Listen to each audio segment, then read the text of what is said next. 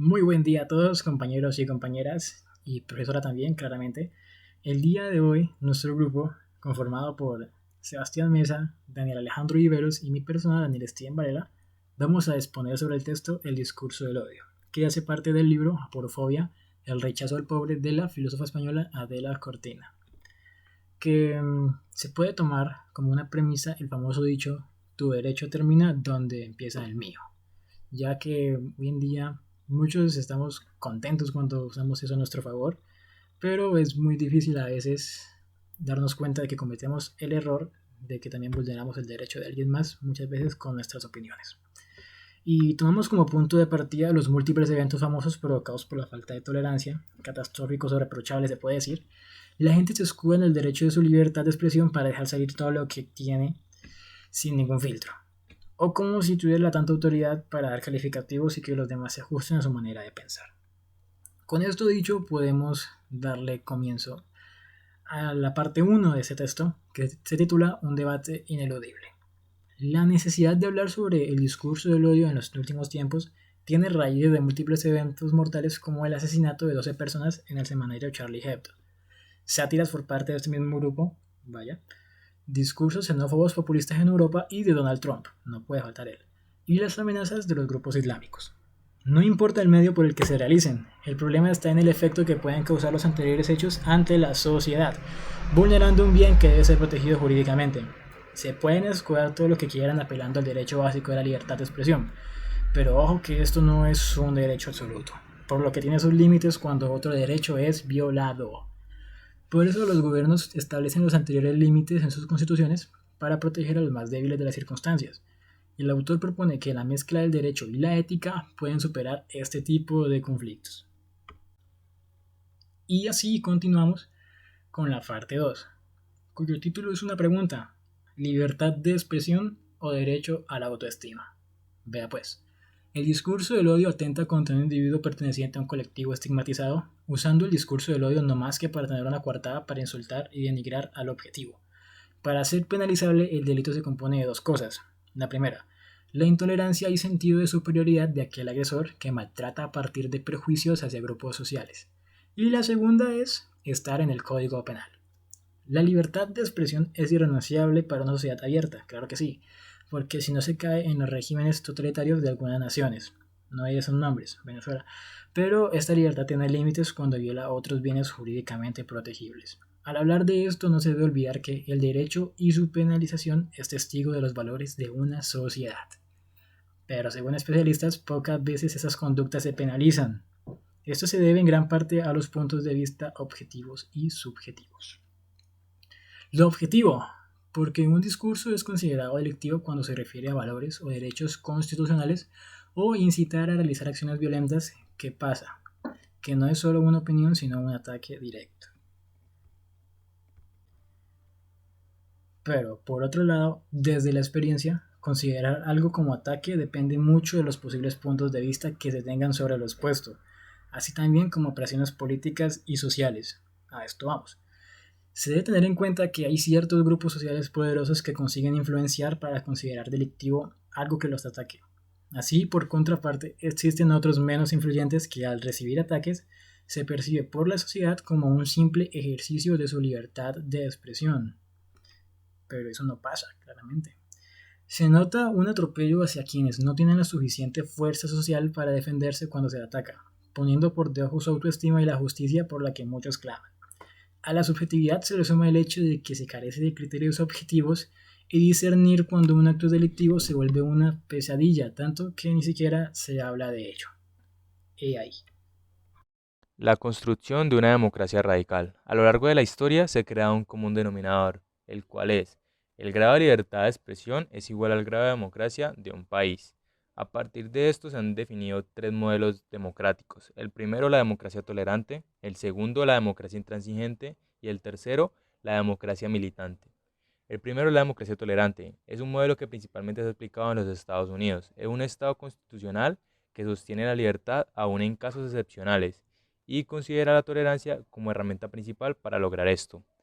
Lo ilustran con un ejemplo ocurrido en la localidad de Skokie, en el estado de Illinois, donde hubo un conflicto entre su población, mayormente judía, y un partido neonazi que residía en esta localidad, por unas manifestaciones realizadas por este mismo partido.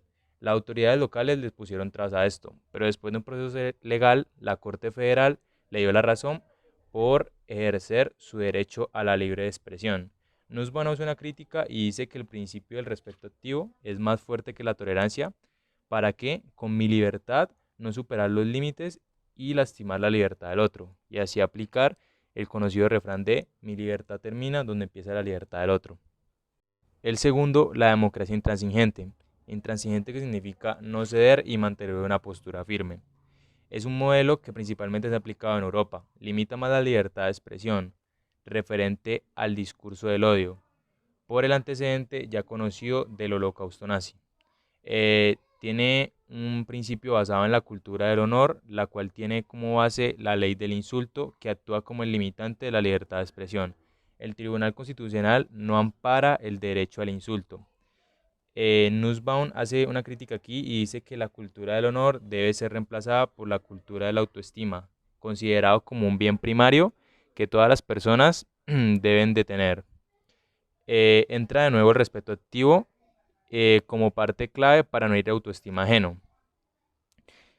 También una cultura ética que sea capaz de destruir el discurso del odio.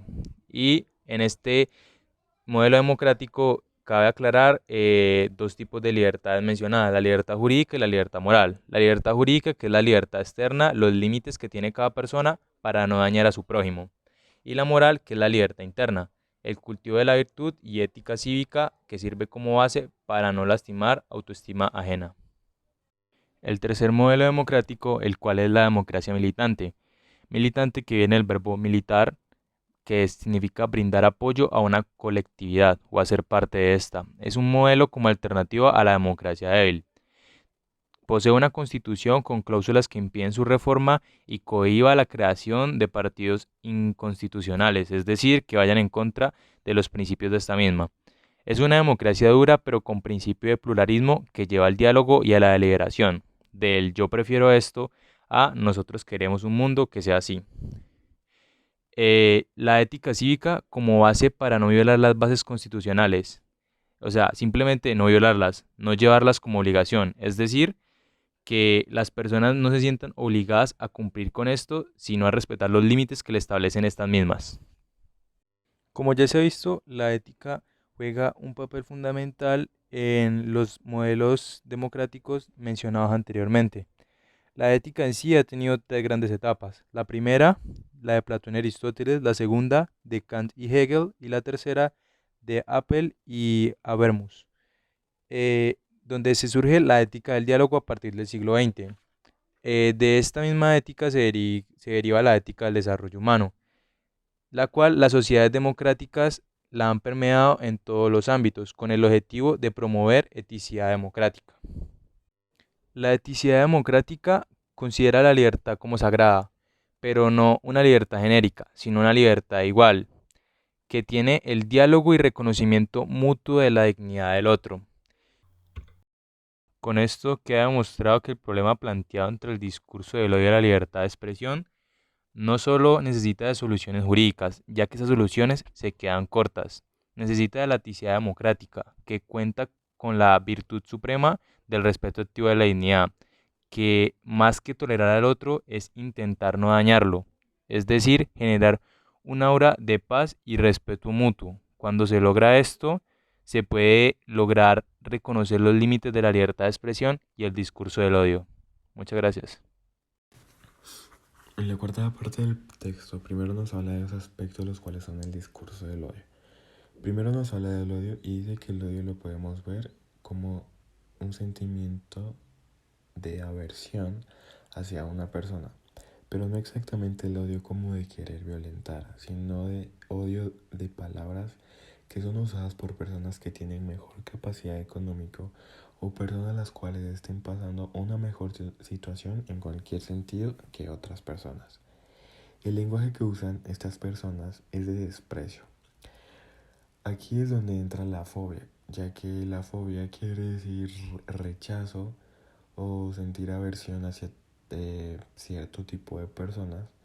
Y después de esto en el texto nos introduce a la aporofobia, lo cual significa sentir desprecio hacia personas de escasos recursos o personas que estén pasando por una situación muy mala y no están recibiendo apoyo de ningún modo. Entonces, aquí hace la comparación para que nos demos cuenta de la manera de cómo llegar a expresar ese odio en un discurso sin hacer el odio tan evidente. El discurso del odio busca nuevas formas de rechazar o excluir, las cuales no sean tan crueles, pero que esto no implique que el daño sea mínimo. Dice que una persona que desprecia a otra hace que esa persona sienta desprecio por sí misma también.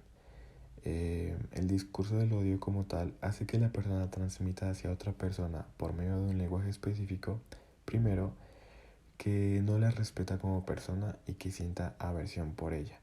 Y además de eso, no la ve como una persona a la cual pueda replicar a lo que está diciendo. Y pues algo básico de una comunicación es entenderse entre sí.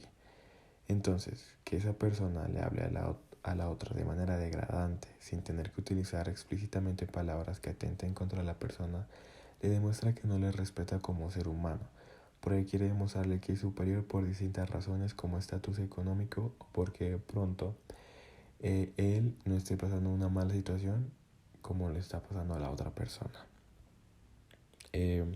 También nos habla de discriminación en contra de las etnias, religiones e ideales. Como nosotros sabemos, en la actualidad existen grupos de religiones, etnias, razas diferentes, los cuales no son muy bien vistos por otras comunidades que tienen ideales diferentes, razas diferentes, etc. Hay mucha gente que trata con repudio a estas minorías, a comunidades vulnerables.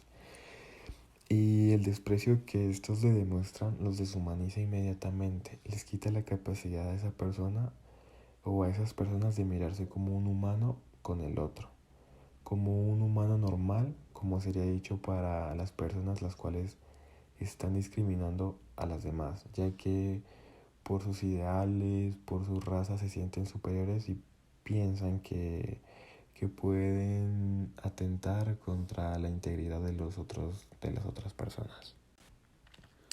Y ya en la última parte del texto nos dice que todas las cualidades que constituyen a una comunidad democrática que respeta a todos los seres humanos por igual se centra en el respeto. En eso yace absolutamente todo. Tener respeto por otra persona, además de darle la capacidad a la otra persona de poder comunicarse, de entenderse entre sí, es lo que le permite a una comunidad ser democrática. Cualidades como la aversión, el rechazo, hace que la comunidad sea menos democrática.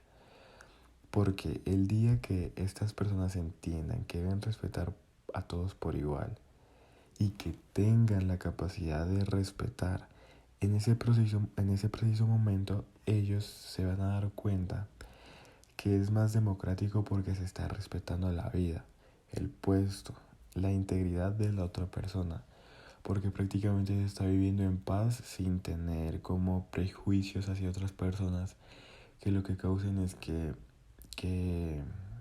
se cree un mal ambiente entre comunidades. Un ejemplo podría ser de nuestra actualidad, que pues ya no está como muy fuerte, es el racismo hacia la gente negra. Porque pues nosotros muy bien sabemos que la gente negra ya es una comunidad muy grande en todos los países y que tenemos que aceptarla porque al fin y al cabo somos iguales en todos los sentidos.